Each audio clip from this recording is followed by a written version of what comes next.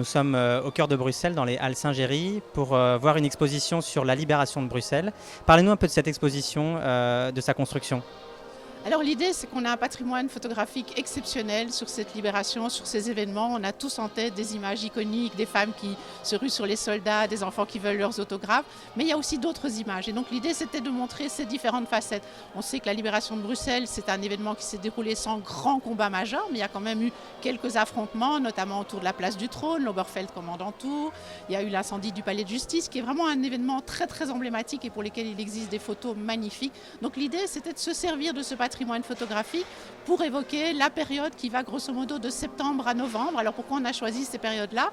3 septembre, la libération de Bruxelles.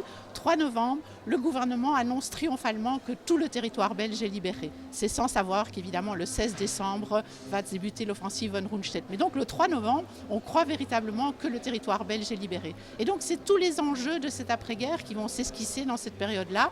Le retour du gouvernement, un gouvernement qui est parti à Londres et qui a du mal à retrouver sa place. C'est le début aussi de la mise en place de la politique de répression, de la collaboration, avec un volet répression populaire et puis un volet répression judiciaire. De l'autre côté de l'exposition, on est là sur un mode plus léger, on est quand même là pour célébrer la libération, c'est un moment de joie, c'est un moment de fête, et on a 2 thématiques qui sont l'hommage aux Alliés, véritablement les Alliés sont adoré en septembre 1944. Après, la situation va quelque peu évoluer.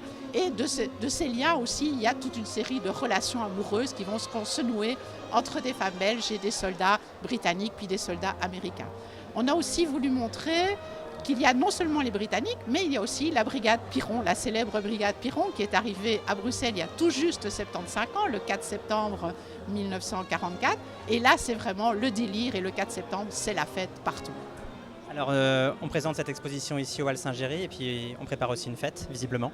Oui, de toute évidence, ce soir, c'est non seulement l'ouverture de l'exposition, mais c'est surtout l'idée de faire la fête, de faire un bal de la libération avec toute une série d'animations, des musiques d'époque, des costumes d'époque. Donc c'est véritablement dire aux Bruxellois, ce soir, on fait la fête. On sait que la libération, il y a aussi des côtés moins drôles, moins joyeux, mais ce soir, oublions tout et faisons la fête.